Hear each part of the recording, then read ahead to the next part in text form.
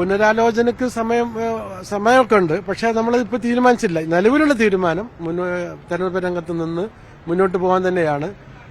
ഒരു തീരുമാനത്തെ പുനരാലോചിക്കൂല എന്ന് തീർത്ത് പറയാനൊന്നും പറ്റില്ലല്ലോ.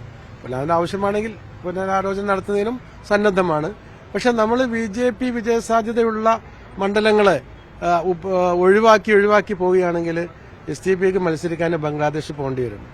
കാരണം ഇന്ത്യ രാജ്യത്ത് എല്ലായിടങ്ങളിലും BJPക്ക് നല്ല സാന്നിധ്യമുണ്ട്.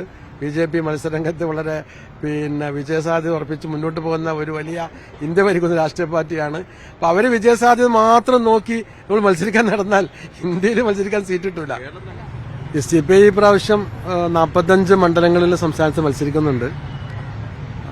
വലിയ ഒരു വോട്ട് ഷെയർ ഉണ്ടാക്കിയെടുക്കാൻ കഴിയുമെന്നാണ് STPയുടെ പ്രതീക്ഷ. മത്സരിക്കുന്ന മണ്ഡലങ്ങളിലൊക്കെ നല്ല ജനപിന്തുണ തുടക്കത്തിൽ തന്നെ ലഭ്യമാവുന്നുണ്ട്. എല്ലാ മണ്ഡലങ്ങളിലും സ്ഥാനാർത്ഥികളുടെ റോഡ് ഷോകളുണ്ടായി.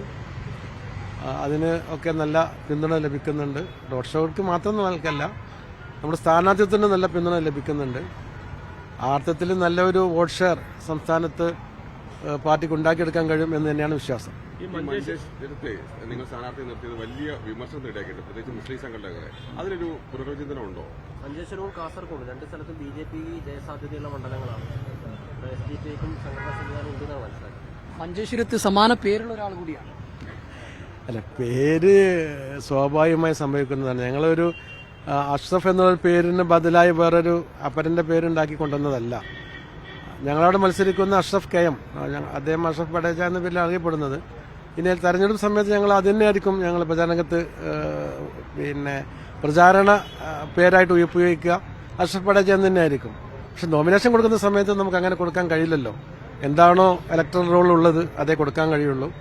ആ അർത്ഥത്തിൽ ആണ് നമ്മളത് ആ പേര് അഷ്റഫ് KM എന്ന് ആദ്യം പ്രഖ്യാപിച്ചത്. പിന്നെ അദ്ദേഹം ഒരു അപരവേഷമുള്ള മനുഷ്യനല്ല. നമ്മുടെ KM അഷ്റഫ് എന്ന് പറയുന്ന അഷ്റഫ് ബഡേജ പാർട്ടിയുടെ ആ നിയോജക മണ്ഡലത്തിന്റെ പ്രസിഡന്റായിരുന്നു നേരത്തെ. ഇപ്പോൾ ജില്ലാ കമ്മിറ്റി അംഗമാണ്. പാർട്ടിയുടെ മുഖമാണ്. കഴിഞ്ഞ പ്രാവശ്യങ്ങളിലൊക്കെ ബ്ലോക്ക് പഞ്ചായത്തിലൊക്കെ മത്സരിച്ച ആളാണ്.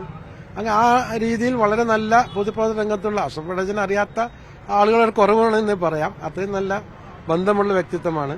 അപ്പോൾ ഒരു അപരവേഷത്തിലല്ല ഇറക്കിയത്. സീരിയസ് ആയ ഗൌരവതരമായ ആ മണ്ഡലത്തെ പൾസറിയുന്ന, ആ മണ്ഡലത്തിൽ ഏറ്റവും കൂടുതൽ വോട്ട് പിടിക്കാൻ കഴിയുന്ന കാൻഡിഡേറ്റ് എന്ന രീതിയിലാണ് അഷ്റഫിനെ നിർത്തിയത്. BJPക്ക് വിജയസാധ്യതയുള്ള ഒരു സ്ഥലത്ത് UDF ജയിക്കുന്ന ഒരു സ്ഥലത്ത് STPയെ മത്സരിപ്പിക്കുമ്പോൾ അത് BJPക്ക് അത് ഉപകാരപ്പെടുന്നു, വളം വെക്കുന്നു, അല്ലെങ്കിൽ വിജയസാധ്യത ഉണ്ടാക്കുന്നു എന്നുള്ളതാണ് ഒരു ആരോപണം. ഇതിലൊരു പുനരാലോചന ഉണ്ടോ?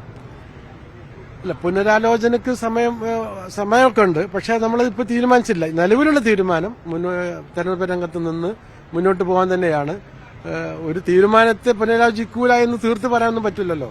അതിന്റെ ആവശ്യമാണെങ്കിൽ പുനരാലോചന നടത്തുന്നതിനും സന്നദ്ധമാണ്. പക്ഷെ നമ്മൾ BJP വിജയസാധ്യതയുള്ള മണ്ഡലങ്ങളെ ഒഴിവാക്കി പോവുകയാണെങ്കിൽ STPക്ക് മത്സരിക്കാൻ ബംഗ്ലാദേശ് പോകേണ്ടി വരും. കാരണം ഇന്ത്യ രാജ്യത്ത് എല്ലായിടങ്ങളിലും BJPക്ക് നല്ല സാന്നിധ്യമുണ്ട്. BJP മത്സരരംഗത്ത് വളരെ വിജയസാധ്യത ഉറപ്പിച്ച് മുന്നോട്ട് പോകുന്ന ഒരു വലിയ ഇന്ത്യ ഭരിക്കുന്ന രാഷ്ട്രീയ പാർട്ടിയാണ്. അപ്പൊ അവര് വിജയസാധ്യത മാത്രം നോക്കി നമ്മൾ മത്സരിക്കാൻ നടന്നാൽ ഇന്ത്യയിൽ മത്സരിക്കാൻ സീറ്റ് കിട്ടൂല.